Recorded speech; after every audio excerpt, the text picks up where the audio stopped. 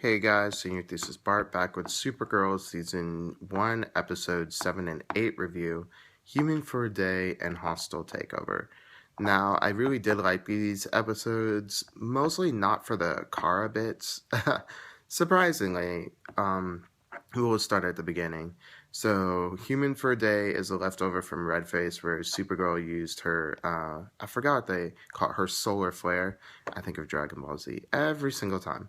But her solar flare technique or proto solar flare when she was using her heat vision and she burns out her powers, no pun intended.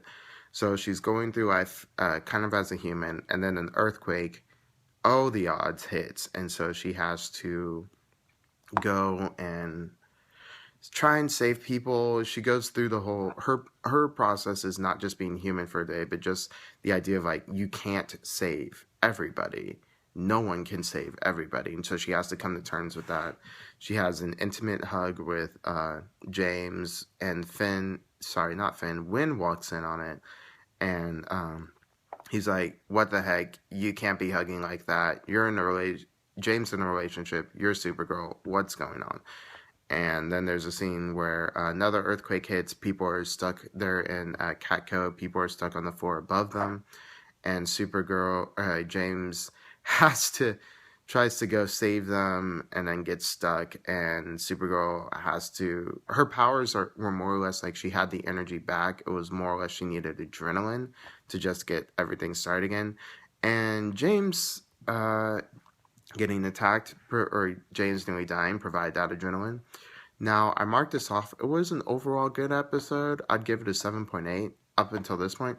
But I'd mark points off because earlier, Kara, with a broken arm, with wounds, and no powers, just in a Supergirl suit, stopped an armed robbery just by saying, "You are better than this.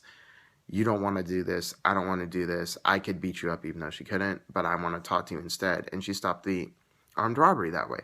That should have provided the adrenaline to get her powers back. However, it's James falling that does it, makes it a little kind of, the whole drama falls flat. It's too contrived that way.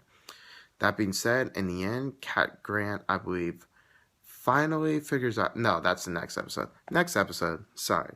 End of this one, she has kind of a nice talk with some people, and then her aunt literally flies out of nowhere, punches her to the ground, and is like, "What up, niece? It's been a minute." And that leads into Hostile Takeover, where Kara and I forget the aunt's name. I'm gonna call her General Aunt or General or her aunt. I don't know. I'll call her something. Kara and the aunt fight for a bit, and Kara more or less loses, but not before getting like shaken with the revelation that's like her mom could have stopped this. Kara's mom might not have been who she thought she was, and so Kara's a little peeved at that. She goes back to the base. That reminds me of something in a second. She goes back to the base, has a talk with gets some training from her sister, has a talk with the android, and then that more or less just said, "By the way, your mom used you to capture your aunt because she knew that you were the only person your aunt would trust." So Kara's mom used Kara to draw out her aunt and arrest her, even though the aunt was an eco-terrorist, but correct in assuming that Krypton was dying. They needed drastic measures to change it. The aunt, or Kara's mom, either didn't believe or didn't want to go that route, and so she more or less let the planet die. And Kara felt really abandoned, really betrayed, and just almost had a breakdown until there is a leak at Cat Grant where all of Cat's information comes out. And it turns out Cat Grant has a older son who I believe will actually be coming in the show later to play a love interest, if I'm not mistaken. And Cat has a talk with Kara about the things mothers do. It's like Cat had to more or less send her son away so because she couldn't care for her son as much as she could care for her company. She couldn't divide the time equally. The company is all she had, was all she wanted, and the son, as much as she loved him, had to send him away for his own benefit. And so Kara gets a little bit of the mother's perspective on what that's like to abandon your child, and as such kind of more or less turns to forgive her mother. Kara and Neont have a fight round 3 where Kara wins. They bring her into the base. Plot twist, it's a trap. But so the other Kryptons, including Kara's husband, who's just kind of sexist Krypton pig, decide to attack, what is it, Maxwell Lord's company to take technology, and that's more or less where the show ends. Now, tiny points come in right before the final fight scene, and what was it, in Hostile Takeover, was it Cat Grant? Sorry, I'm forgetting names right now. Cat Grant figures out that Kara is Supergirl, and it's kind of a mixture of about time and congrats you did it on your own, because in a lot of time the hero has to reveal himself, or the villain reveals who the hero is.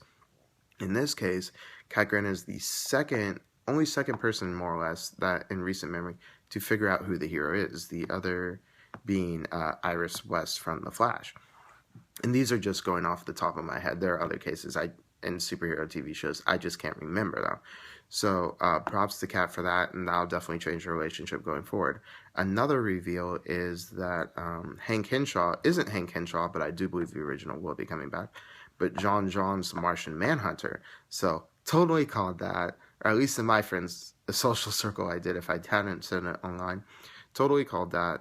Really excited to see where they go with that. And so he didn't kill Kara and her sister's, Kara's foster dad, but now he has like a new relationship with the sister, and it'll be interesting to see how this develops going forward. Anyways, I give that was revealed in Human for a Day. Anyways, I give the episodes an 8.5 out of 10. I'm enjoying it. Supergirl is definitely improving. It has a lot of really good, albeit cheesy, wire works, but it has a really good fight choreography. So I'm excited to see where the series goes, and I hope it does well in the future. That's it for this. Flash and Arrow next, and Senior Thesis Bart signing off.